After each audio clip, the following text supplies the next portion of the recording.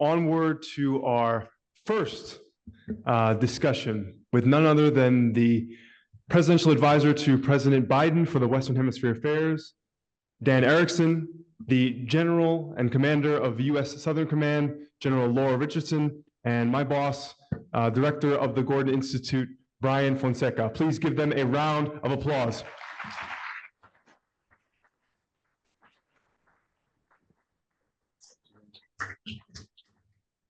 All right, good morning, everyone. I know it's early, but come on, good morning. Good morning. All right, there we go. All right, well, thank you so much for being with us today. This is the start of what I know will be two incredibly thoughtful days discussing some of the most pressing issues facing the hemisphere.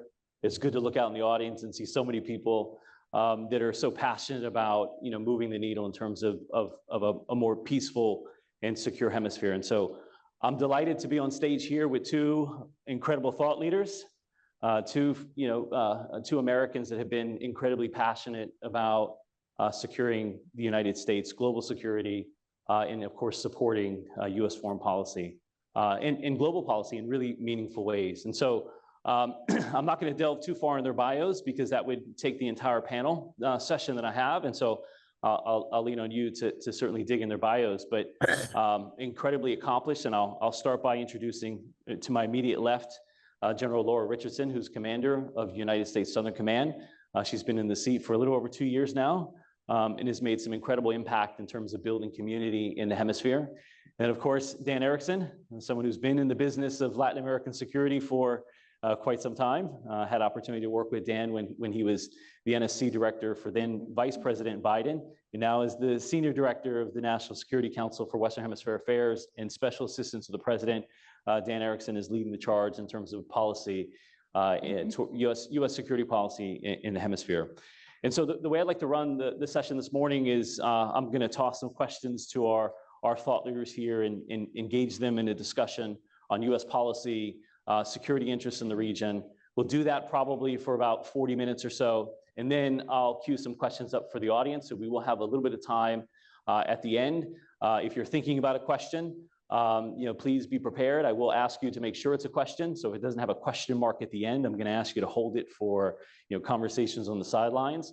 We'll probably take a volley of them, and then I'll ask our speakers to engage those questions as they come in. And so with that, let's jump right in. Dan, I'm coming to you first. We're going to go real hot right off the bat.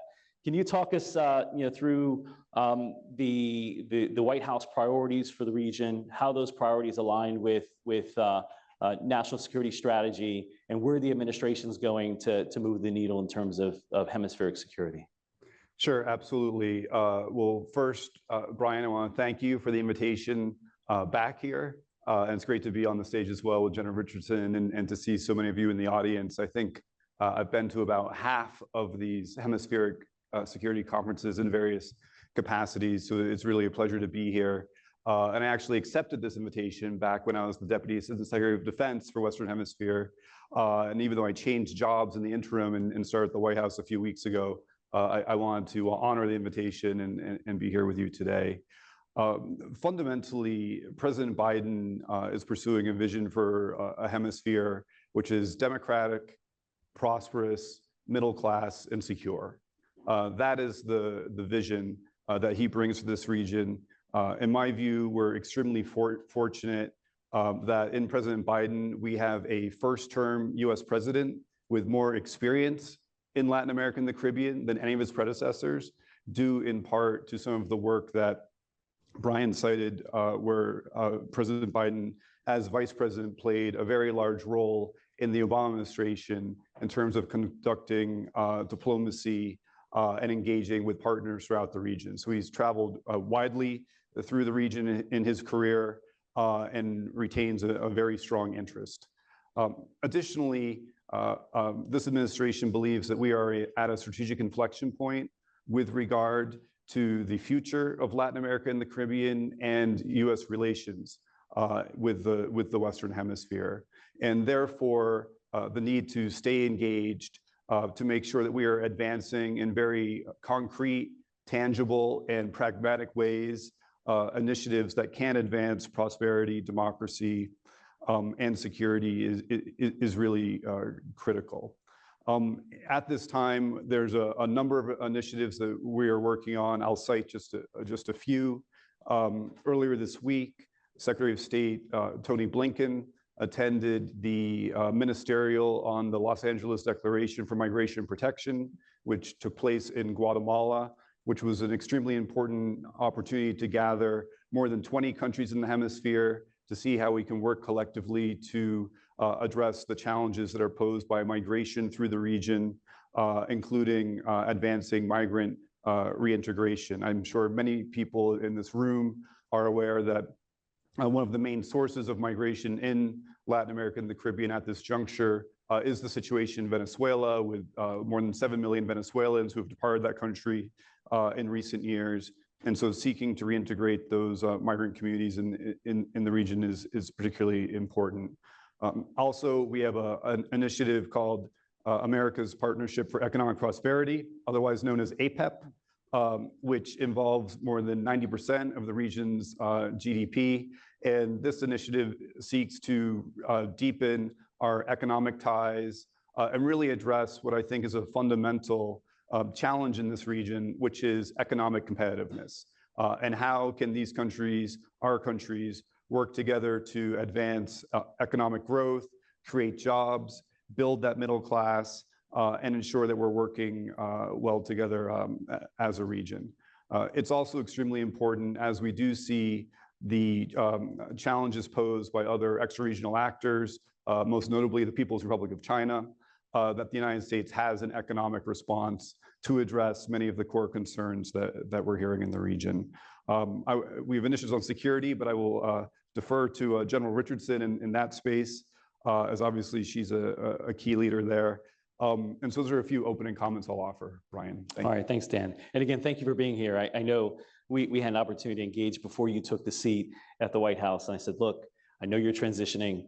I know it's probably a tough sell to get you to Miami. And to Dan's credit, he says, nope, I committed, I'm locked in, I'll be there. And sure enough, in true form, thanks, Dan, for being here.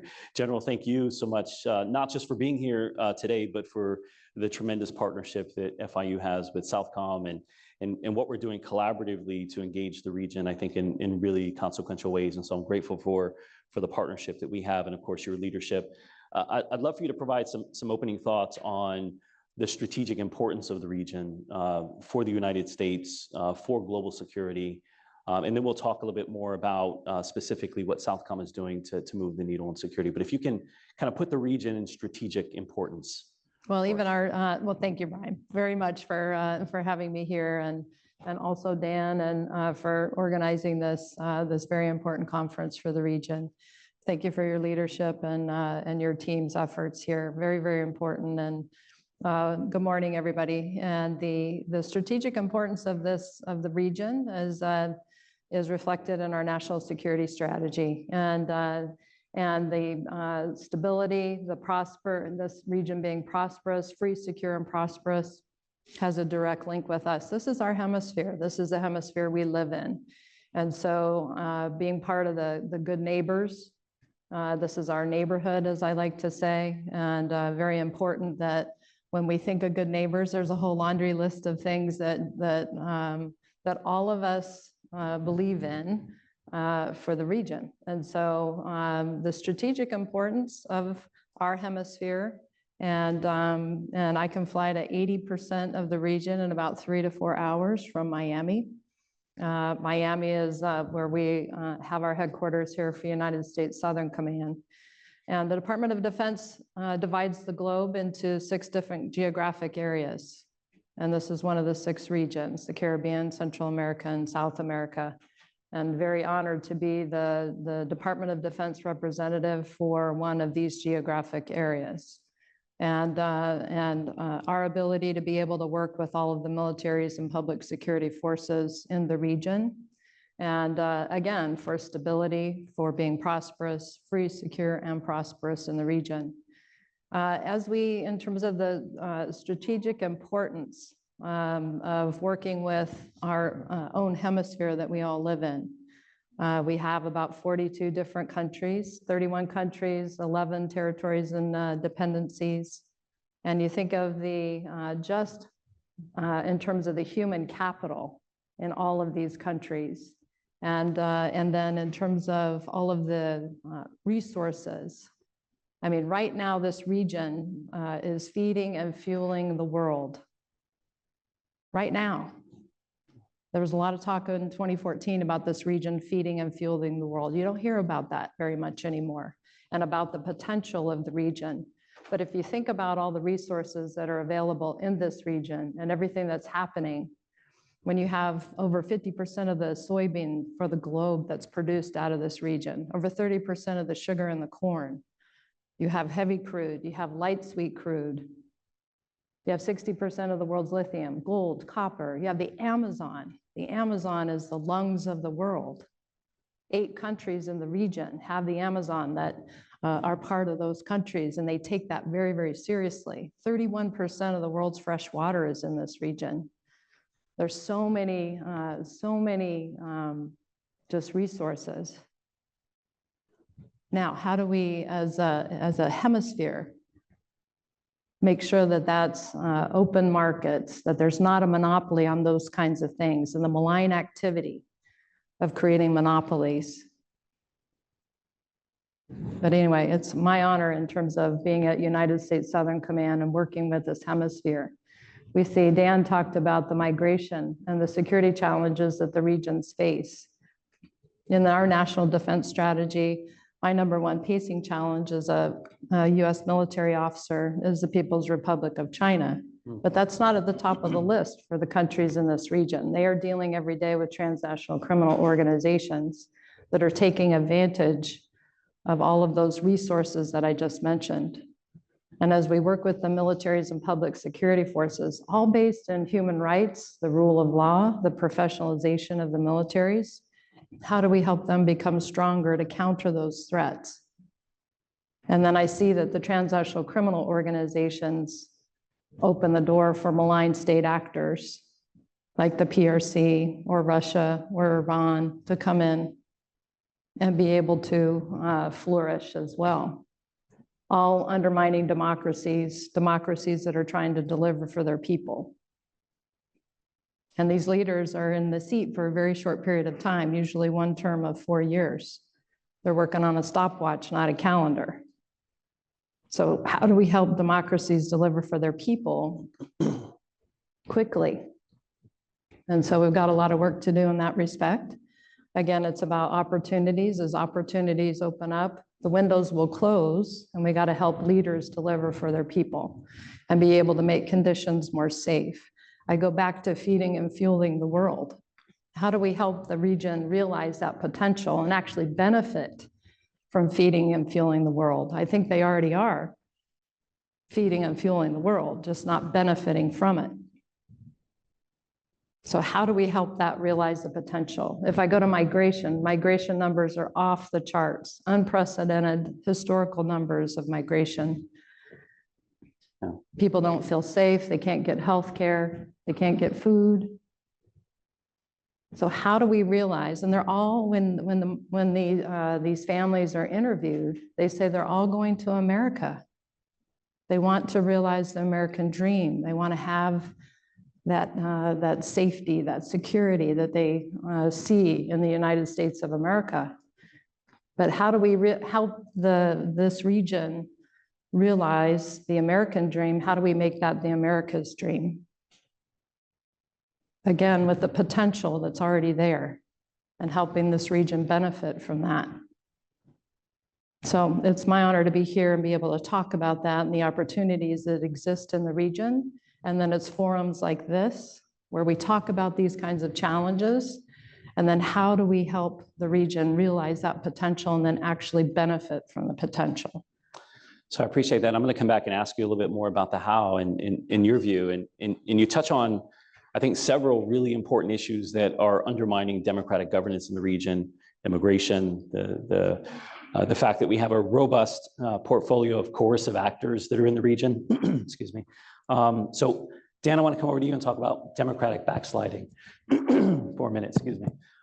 So we've seen sort of in the region continues to experience challenges between legislative branches, executive branches clashing.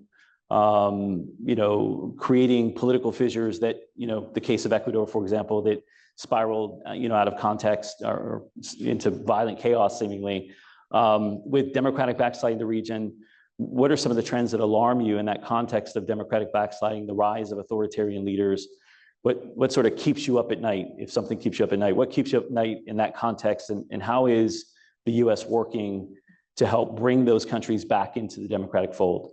And there are some that certainly we could talk about. Venezuela, which I know we're staring down an election on January 28th, and the administration, USG, has been working really hard to sort of push that.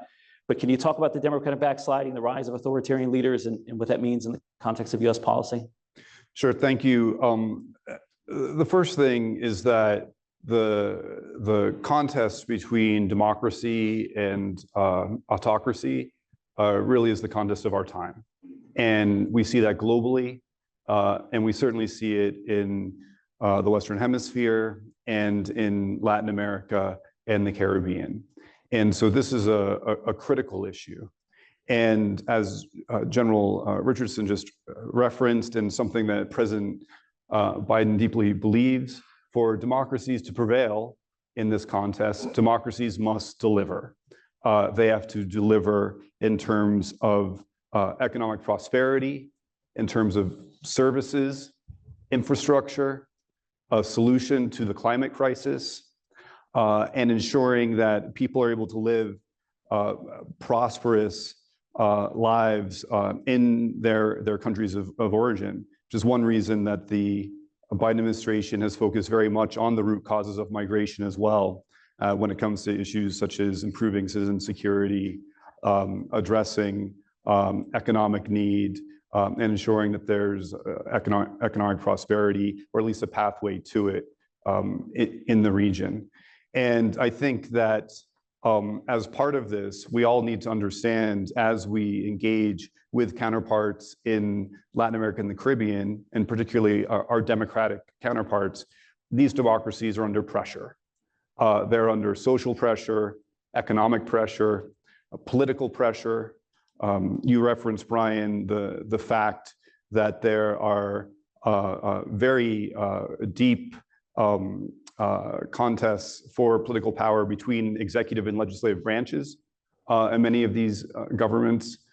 You certainly have a number of governments that have struggled with, I think, a crisis of institutionality that has made it really difficult to bring forward new policies to address some of the challenges in these countries, and even more so to implement solutions. And so a key part of the way forward here is really on institution building and building up the institutional capacity. And we're only still a few years past the COVID crisis, which had a major impact on the economic and fiscal accounts of many countries, certainly public health, but also had an impact on education and the need to get young people educated and to move them into the labor force. And so all of this is something that needs to be addressed as well. President Biden's convened 2 global summits on democracy to really focus on these questions of how democracies can both work more constructively together, but also ensure that that democracies are really achieving what they need to in terms of political practice and openness. From the United States perspective, ensuring that countries have vibrant freedom of the press, civil society, certainly private sector institutions that engage openly with the government is extremely important as well, because the solution to democracy is not for governments alone to solve, but really it requires the action and the goodwill of people from a variety of different sectors in these countries. And so when looking forward, I think that we are on a path where there is, very thankfully, a large preponderance of democracies in this hemisphere, and that has been true for some time. Although the health of any single democracy varies a little bit by country to country, and clearly there are some who don't meet that standard, which you cited, Venezuela, Cuba, Nicaragua, and others. So that remains something we continue to work on. Thanks for that. I want to stick with you for just a minute. When you think about countries like Argentina and Brazil that represent very diverse political ideologies, how's the administration, how are you managing those relationships to ensure that we maintain strategic partnerships with these countries? That you can probably sweep that across the region too, in terms of the variation of political ideologies. How's the administration work in that context? Well, for us, it's extremely important to have a strong U.S. Bilateral relationship with each of the partner countries in the region who are willing to work with us and particularly advance these questions of democracy, security, and prosperity. And there have been multiple political shifts that have taken place in Latin America and the Caribbean over the past several years. Important elections in Brazil, which you cite, Argentina, Guatemala is another. And there are several taking place this year, including as recently as Panama earlier this week. And so from our perspective, it's really critical that we respect the sovereignty of these countries, that we work cooperatively with these leaders. And the key concept that President Biden has in terms of engaging with Latin America is not what we can do for Latin America, it's what we can do with Latin America. And so really meeting our partners where they are at to advance common objectives. Thank you for that. General, you mentioned China, and I want to dig a little deeper, particularly in one area where, I know you've said this before, and we've seen this sort of in public discourse, that most of China's overseas space activities and collaboration research centers are here in the Western Hemisphere, in Latin America, specifically, where we see agreements forming pretty frequently and a sizable footprint of Chinese space equities. What implication does that have for U.S. national security? What should we be doing collectively to mitigate the potential threats of sort of that, Chinese, seemingly coercive, right, involvement in sort of space activities in this hemisphere? So in terms of, I'll just talk from the larger investment of critical infrastructure that the PRC, People's Republic of China, is doing. And it's not just in the space, but we'll talk about the space as well. But when you think about why is there so much focus on the critical infrastructure for this hemisphere by the Chinese? Why? Why in deep water ports? Why in energy? Why in 5G? Why in safe city, smart city technology? Why in space? I worry about it from a military application because of the possible dual use nature. So you have the state-owned enterprises from the PRC that are controlled by the government. And I worry about being at those businesses flipping and being used for military application in critical infrastructure. In our own country, hardening and of critical infrastructure is very, very important, obviously, for all of our states in the United States of America. And so that's something that's focused on. But, just calling out the fact that this is happening. 22 of 31 countries in the region are signed on to the PRC Belt and Road Initiative. The last country to sign on to the Belt and Road Initiative was last summer. And so this is a routine type thing, and they sign on for billions of dollars worth of projects in critical infrastructure. Well, so how do we compete with that? So I've been trying to get the word out to our US businesses, our US companies, have partnered with the American Chamber of Commerce, going out and speaking forums like this to say, we've got to be there competing. We got to have our jersey on, we got to be on the field, and we got to compete for the contracts and the tenders in the countries when they come up. Because if we aren't competing on the tenders, we're never going to be able to do investment in critical infrastructure. But you go back to the security, what we talk about in terms of you got to have security in order to have economic security. I see the two going hand in hand. And I've coined the phrase of economic security is national security, along with Secretary Raimondo. Because a lot of the countries, as Dan was referring to earlier, is because of COVID and the impacts to the GDPs of countries, anywhere from 8% up to 18.5% GDP decrease. That's significant for the countries that rely a lot on the tourism in this region. And so if you're having challenges with the economies, investment in the police, investment in the militaries, investment in the equipment for the police and the militaries becomes challenging. Again, I go back to feeding and fueling the world. Why are these countries not benefiting from all of that? Transnational criminal organizations, the money laundering, all of that taking away from democracies and for democracies trying to deliver for people. And that's why I think when authoritarian leaders run for president and they act like they're going to solve all the problems that democracies are not able to do as quickly, then that resonates with people. That resonates with the people. But then they use democracy to get into the seat and then use that platform to dismantle democracy. So again, how do we help democracies deliver for the people?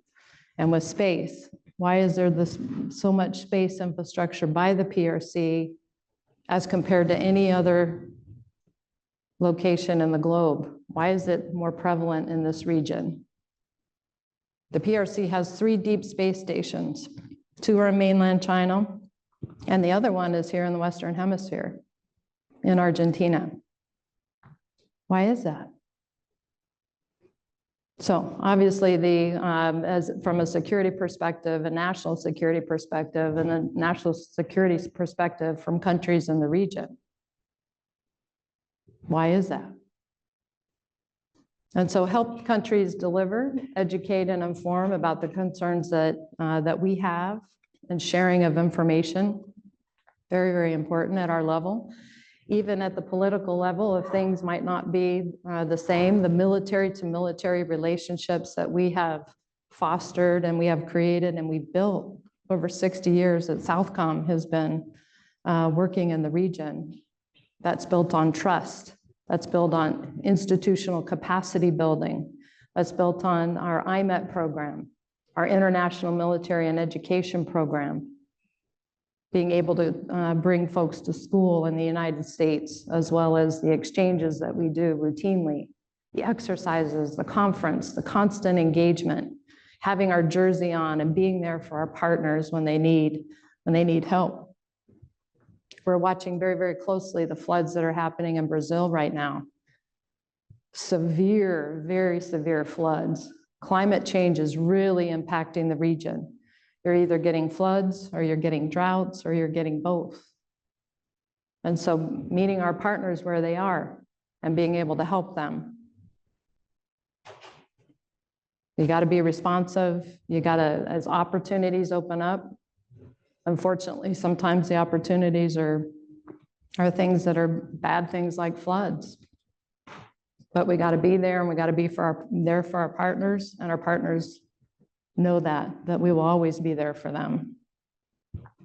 I appreciate that. And as soon as you said economic security is national security, Carlos Diaz-Rosillo, who's here with the Adam Smith Center for Economic Freedom, is going to be moderating a session shortly after this on that very topic of the synergy between economy and security.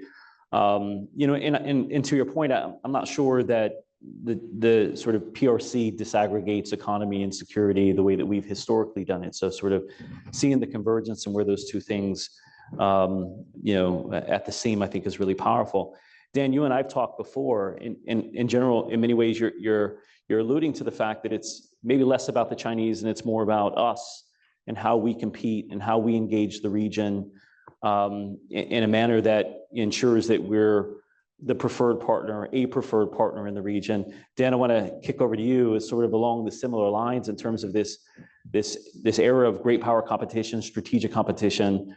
What are some of your views from the policy perspective on how the U.S. can outcompete, countries like China in the region in order to ensure democratic governance, that U.S. interests are at front and center in terms of our engagement in the region. What's the policy perspective that you have on that strategic competition landscape? Thank you for the question. So a few things I would say. We do monitor very closely PRC activity in the region, in addition to Russia, Iran, other state actors. But the way that the country that I'm focused on is the United States, and United States policy towards the region and how we can engage proactively with an affirmative agenda that meets our partners where they are at to address some of these very fundamental questions that we've been discussing, particularly on these issues of democracy and economy and security. And this is one of the reasons that the president launched the America's Partnership for Economic Prosperity 2 years ago at the summit that he hosted in Los Angeles, was to really ensure that we were mobilized and had a framework to engage in a very concrete way on these questions of economic competitiveness, supply chains, nearshoring, friendshoring, and ensuring that we could really work with countries in a very tangible way on these steps. And so I think that's absolutely key. I also think that when you're looking at how to engage with, manage, counter the challenge that's posed by the PRC in Latin America and the Caribbean, it's extremely important to prioritize. That this is, there are areas where Chinese strategic competition potentially has much more serious implications for U.S. national security policy. In other areas where it's not so clear, or it may not. And so to disaggregate essentially kind of normal trade from Chinese investment in critical national security systems. Clearly, we have many concerns about trusted vendors when it comes to 5G and ensuring adequate cybersecurity and cyber defense in the region. General Richardson mentioned some of the concerns that we also have regarding space enabling infrastructure in Latin America and the Caribbean. And so I think having a clear sense of priorities for both for us and our partners is really critical. And then additionally, that the U.S. Historically has had a very strong position in Latin America and the Caribbean, but it's important that we continue the work, and that we are not in a situation where we can simply kind of assume that past is prologue in every sense of the word. And so there's been an extremely high level of activity of U.S. engagement with Latin America and the Caribbean. Our senior officials are in the region virtually constantly, with the possible exception of me, because I am kind of trapped in the White House these days. And so other than this lovely trip to Miami for half a day, I am mostly up in Washington.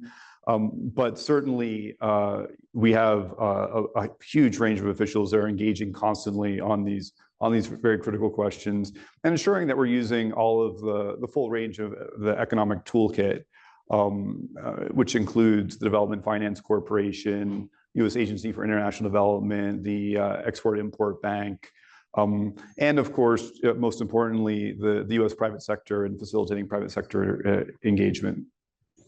And that last one sort of key to this economic security piece. And I think there's been some amazing strides from USG in terms of inspiring and incentivizing private sector engagement in more meaningful ways.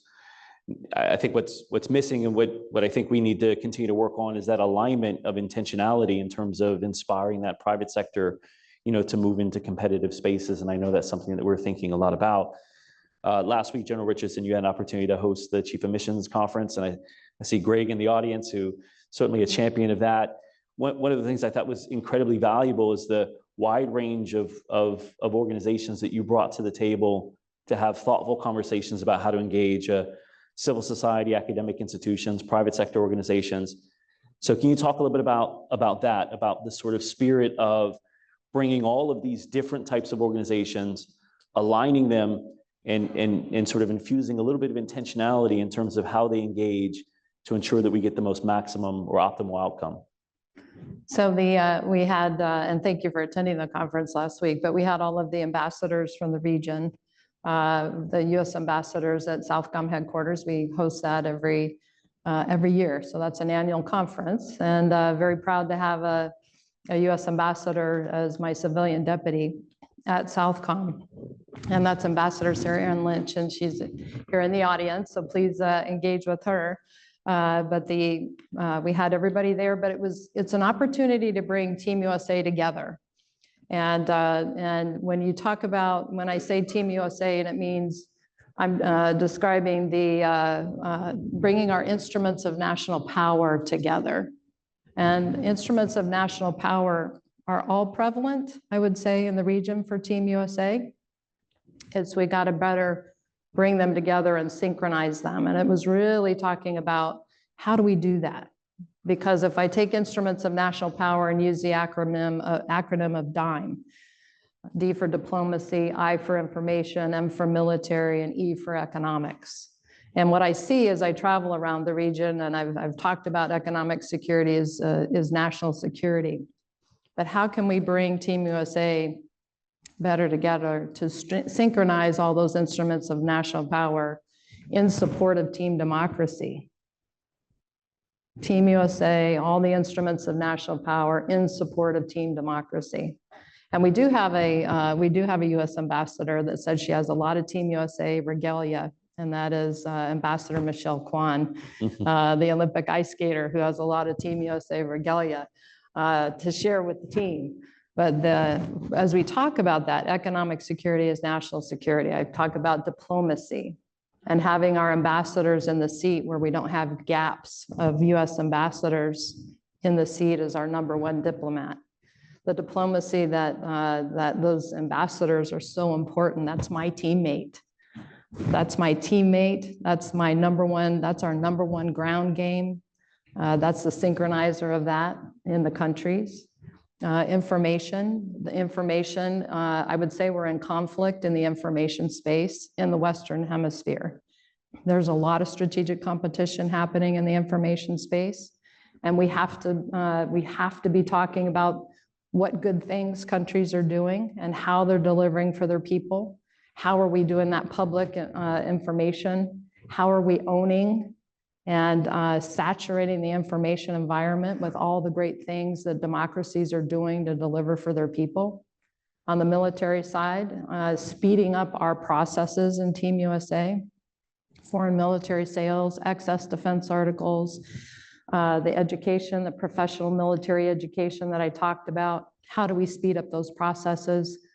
Those processes are too slow. I've been very vocal about that. Dan helped when he worked at the Pentagon to help speed those processes up. They're too slow. Yeah. And I'm very vocal in terms of all the things that are in my toolkit. We have to have our foot on the pedal and be moving out to deliver. And it's amazing how much we have to focus on speeding up that process, but we'll continue to do that and make things easier. We do have checks and balances in the system, which are very, very important. Human rights, the rule of law, professionalization, but we've got to speed those processes up. And then economic security is national security.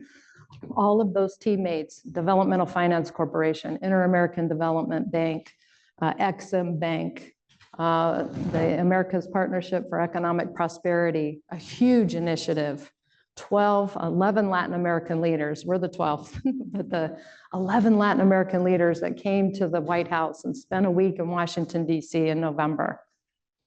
And then millions and billions of dollars worth of projects through the Inter-American Development Bank and DFC. But how can we get that more focused? I look at the Economic Recovery Act of 1948, AKA the Marshall Plan. And that was very effective and very effective in bringing economic infusion into a hemisphere that was suffering from all the war-torn things that had occurred. So how do we do that same thing in this hemisphere with APEP and all the initiatives that we have to help these countries? And some of that, and you've referred to this often in the past, is how do we stop blocking our own goals, right? Our own field goals. How do we get out of our own way? And again, some of that is USG sort of taking a side seat in letting all of the amazing organizations that operate below the state to build the connective tissue that I think pathways to prosperity and security in meaningful ways. And so again, I was appreciative of you bringing that group together last week to allow us to weigh in on how we could be part of sort of team democracy and moving that forward. So we got about 15 minutes. I'm going to ask 2 more questions, but if you have a question, I recommend you start lining up behind the mic. I'm going to take them in volleys. We'll probably have about 10 minutes for Q&A, so we'll try to get through as many as we can.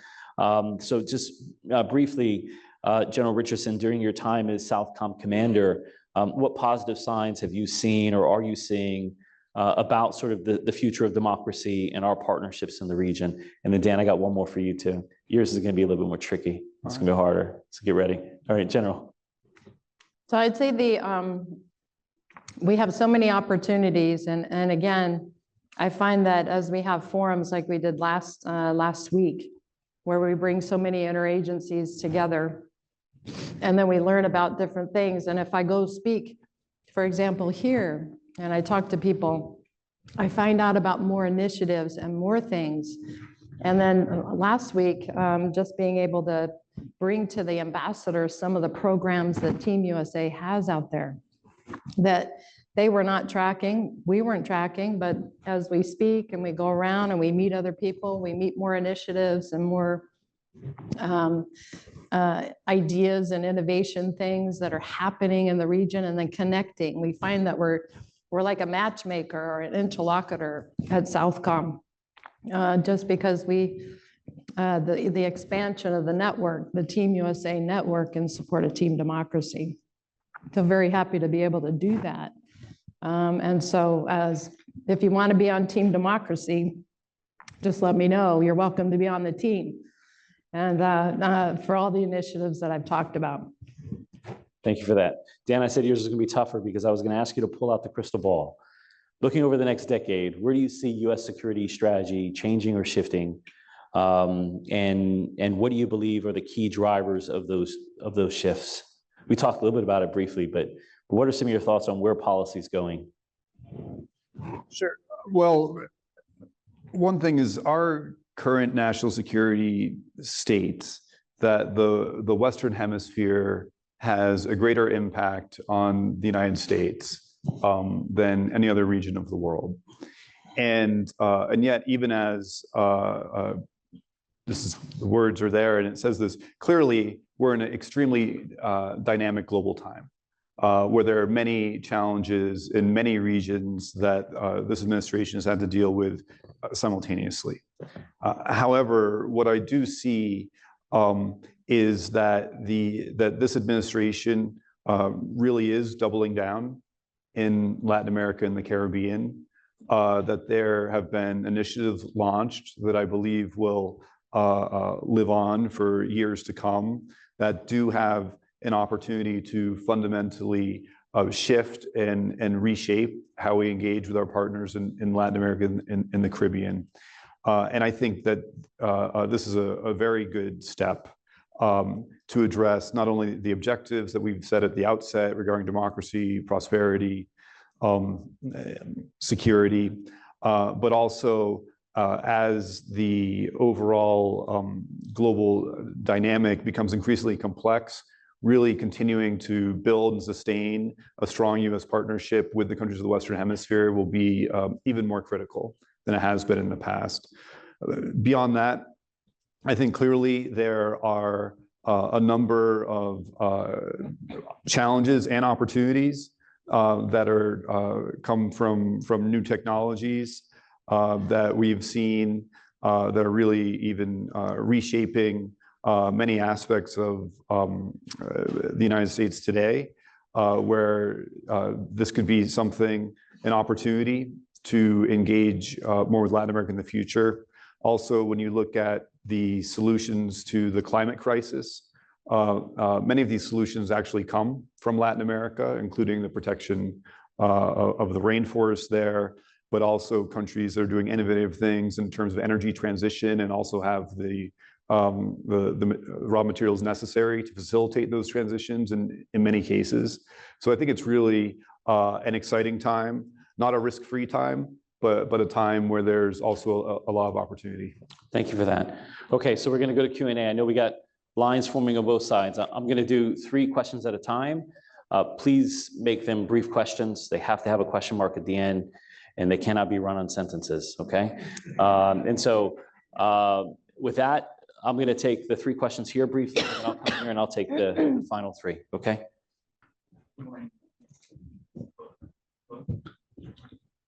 Can you hear? There you go. Okay. Good morning. Thank you for being here. My name is Alfredo Moreno. I'm a journalist at Latin American News Dispatch, and my question is for you, Mr. Erickson. In 2021, President Biden started the root causes strategy to address immigration at its root causes in Central America. Can you please give us an update on that program? Thank you. Nacho, we're just going to do all 3 and then. Okay. Thank you. Thanks, Brian. I'm Nacho Canepa from Taida and Def Magazine. I've been with General Richardson last month. So for Dan Erickson, how do you see the relation between the new Argentine government and the Biden administration currently?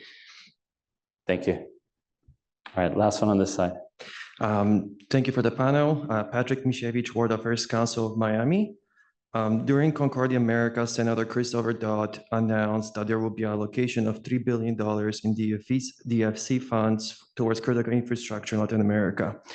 We know this is not sufficient as there is a need of $150 billion in investments in Latin America. And my question is, how do we communicate to American and other partners to build larger funds to invest in critical infrastructure in Latin America? 3 great questions. Thank you. Dan, a couple of those were at you on root causes and U.S.-Argentine relations. And Joe, if you want to tackle the investment piece, or both of you. Sure, I'll start.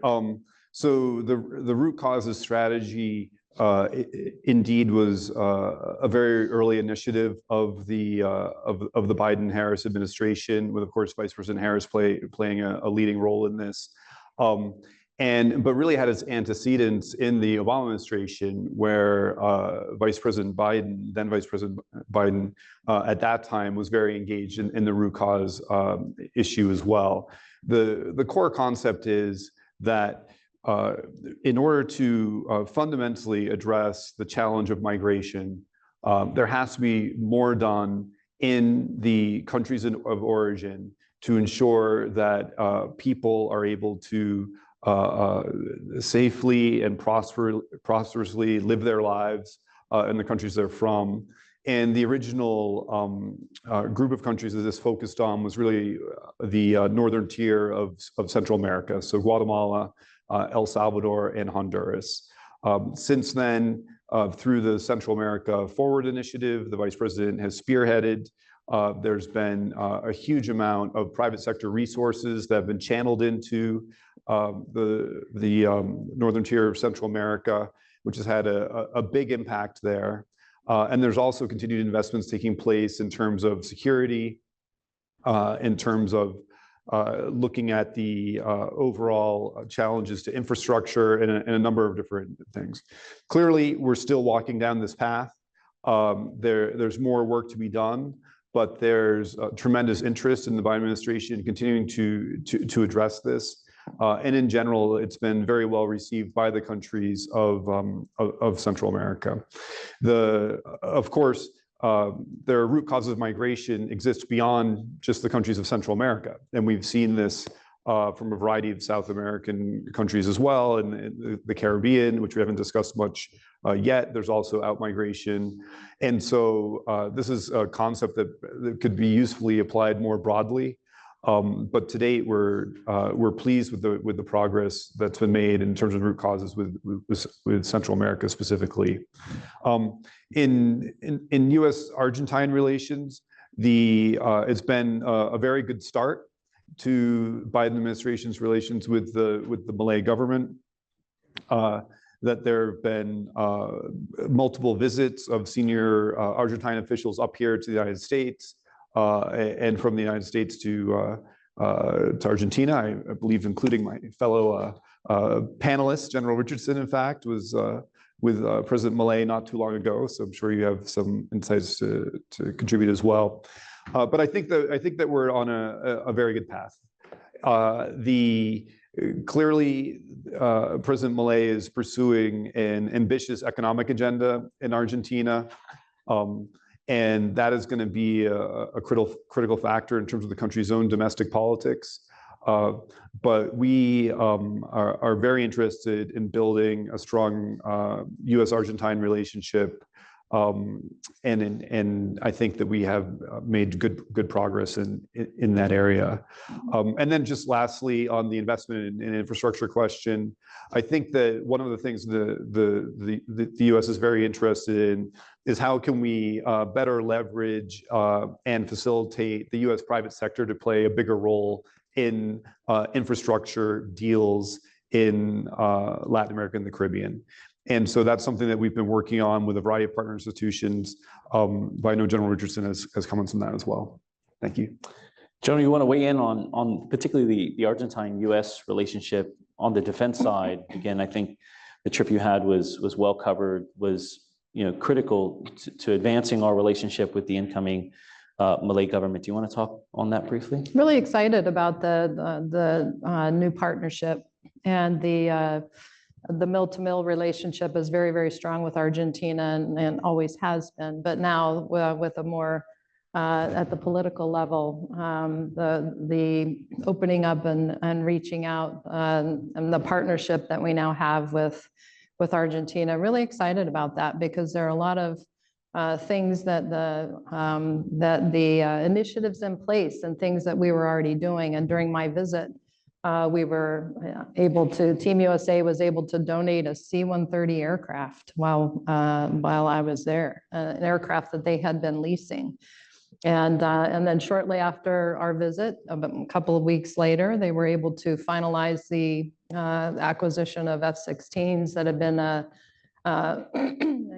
foreign military sales case that had been working for over 2 years. And it was for Danish F-16s, NATO interoperability.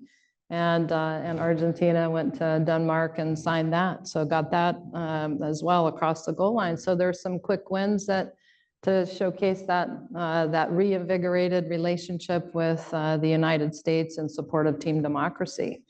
So really, really excited about that. But yeah, no, I think the Argentines are excited about that too. The fact Mario's here and Daniel Haddad from Infobae, Gaston Schumeister flew in from the OAS at Washington, Fabian Calle. I mean, so we have a real contingent of Argentine that are here to sort of work with us at that seam of U.S., Argentine defense relationship. So I appreciate the work that you've done in terms of taking that lead forward and building that relationship. So let's come over to this side. I know that there are 3 or 4 there. Let's do those in sort of one volley and we'll. Hello, thank you. My name is Igor. I'm a correspondent for the South China Morning Post in DC, where I cover China-Latin American affairs. General Richardson, last year during a testimony to the House Armed Service Committee, you talked about the Chancay port in Peru, and you called that the Chinese port sitting on America's 20-yard line. I assume that when you're responding Brian's question on the PRC's presence, and you mentioned a deep water port in a region, you were talking about that project specifically. So I was just wondering, from the US national security perspective, what risks does that port pose? And did you discuss about this when you went to Peru last year in September? Like, what sort of message did you convey to your Peruvian friends there regarding this port? And like, what is the concern around that project? And then to Mr. Erickson, Just this week, actually, Scott Nathan, the CEO of the DFC, he was at the House Foreign Affairs Committee, and he was mentioning about the constraints within the DFC to support like big infrastructure projects, especially in Latin America, because the DFC uses the methodology that the World Bank uses to classify countries within like middle income, upper middle income countries. And he mentioned the fact that because of this rule, the DFC cannot engage in projects in countries like Peru or Argentina or Panama. I was just wondering, because like you just said that like you're trying to convince private entities to invest in big infrastructure projects, but these projects pose a big risk. And in this case of this port specifically, last year during APEC, I spoke with the trade minister of Peru, and he was like, well, we offered this project to the US as well, but they were not willing to invest. So what sort of response can the US give to these partners in Latin America when it comes to these big infrastructure projects so they don't incur in these national security concerns from the military side? Thank you. Thank you. Hello. Good morning, and thank you so much for being here. This question is for the panel. When we talk about investing in critical infrastructure and engaging in more diplomacy as a way to compete with the PRC and ensure continued democratization of the region, how can we navigate this with countries where the PRC and authoritarianism are significantly more entrenched, countries like Cuba, Venezuela, and Nicaragua, especially given the degree and immediacy of threat that China's relations with these countries pose to us? Thank you. Thank you. Good morning. ¿Es posible hacerlo en español? Para mí está bien Para Dan. y puedo traducir. Sí, por favor, gracias. Buenos días, soy Lucía Navas, soy directora de Medio Expediente Público en Centroamérica y que es parte de una organización de centro de investigación. Mi pregunta es, ¿qué en específico es la preocupación de Estados Unidos para su seguridad con las estaciones espaciales que tiene China en la región? Y en cuanto a la región de Centroamérica, ¿sigue siendo el ejército de Nicaragua un socio confiable para la lucha contra el narcotráfico, teniendo en cuenta que ha fortalecido su relación con Rusia, su equipamiento y entrenamiento con China en este momento? Y específicamente esas. Muchas gracias. Okay, do you want to take those and? Sure. I mean, you might just want to, I'm not sure if everyone in the audience speaks Spanish, so you might just want to recapitulate the last question. Yeah, if I captured most of it right, about sort of looking at PRC engagement in Central America. Mm-hmm. And so specifically Nicaragua. Nicaragua specifically, so if you want to field that, yeah. Yeah. Do you want me to go first? Well, I was going to talk about the Chiang Kai port. Yeah, why don't you take the lead and I'll fold in behind. So the first mega port by the PRC in Latin America. And so I mentioned all of those resources that the region produces already. I already mentioned that the region is not benefiting from those resources that they have. And this will only further make it easier for the Chinese to extract all of these resources from the region. So that should be concerning. I'd like to call attention to our FBI Director, Ray, in the December timeframe, did a piece on the news, and you can look that up. You can Google that and find it with the other Five Eye intelligence chiefs, which intel chiefs normally don't do news interviews. And they talked about the preeminent global espionage threat to democracy is the PRC. And so what's happening in our region, in this region, Central America, South America, and the Caribbean, is not new to the globe. It's happened in other places. Now is the time that it's happening in our region. And we should take note of that. But again, if we don't need to outspend the Chinese or do things, we just have to be there to compete. Where are we at with with a Western solution, with a team democracy solution. Cyber is at the top of the list. Many, many of the countries have suffered cyber attacks, repeat attacks, malign state actor cyber attacks, hacktivist attacks, ransomware attacks, repeated attacks. They're trying to harden their networks. Well, if you have a PRC solution already as a backbone, we already know the pitfalls associated with that. I spend a lot of time educating and informing. If you have a communist government that is got a state-owned enterprise that's providing your 5G, 3G, 4G, or 5G backbone, and then you have all of these cyber attacks, but we don't have a Team USA solution, but we have a Team Democracy solution. We have Nokia, Samsung, Ericsson. Like-minded democracies respect the rights, the human rights of countries, the sovereignty of countries. We really have to look into how we are securing our data. That's another thing that has been talked about a lot. And that, as you think about companies, you think about a port, the scanning of cargo, 100% of the cargo in and 100% out. Who's doing your scanners? Who's going to have all that information? Who's going to have all that data? Is it going to be a PRC solution? It's a PRC port. It's a mega port. So national security concerns, I mean, there are all kinds of things that we can come up with and think through. But these are decisions. We got to have alternatives. We have to have like-minded democracy alternatives for countries to be able to select. And so the securing of data, we want to make sure that I put that out there, because the securing of data, and as we put more things online and on data, we use AI and ML in order to rapidly get through multitudes of data. But again, it's that data that gets scooped up and then kept and used for other purposes. That is a national security concern, not just for us, but for all of our countries. Thank you for that. Dan, did you want to tackle?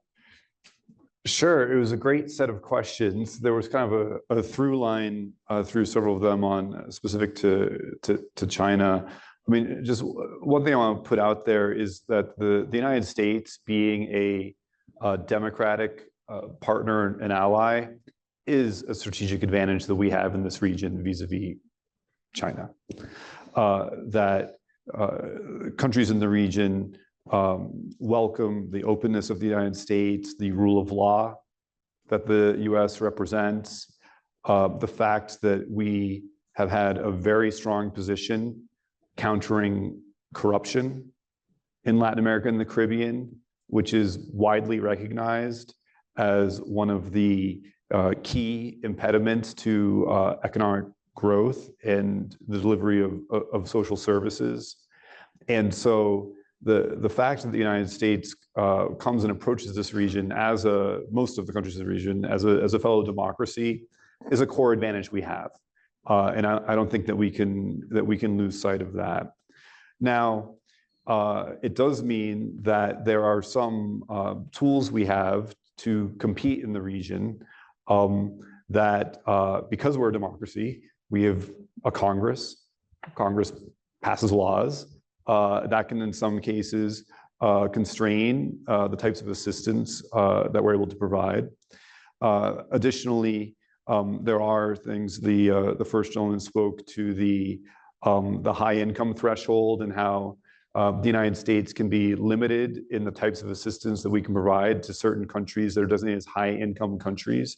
There's a very practical reason for that, because a lot of our assistance is obviously intended to be directed towards countries of greater need that might be in the low income category.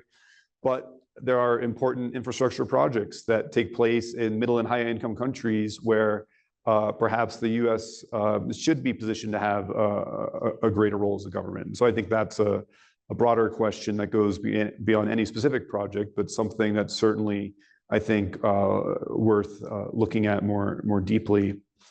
With respect to the question on Central America and Nicaragua and the role of China and Russia, clearly this is something that we continue to monitor very closely and very carefully. And we're cognizant that there are several countries in Central America that have changed their recognition, diplomatic recognition from Taiwan to China in recent years. And that's something that could open the door to increase projects from China, and that's something that we need to keep an eye on. And then I guess the question in the middle, which focused a little bit more on how the U.S. can compete as it relates to Cuba, Nicaragua, Venezuela. Clearly, there's a different set of issues there. There's been a long-standing U.S. policy. The length of time has differed in each case, but there's been more of an approach towards sanctions in those countries to affect change versus competing or investment. And that's obviously tailored against the fact that there's continuing concerns about democratic governance as it relates to those countries. I appreciate that. I'm looking at Leland, who's looking at me, who's going to fire me if I don't get us wrapped up here. So if you all will please join me in a round of applause for General Richardson.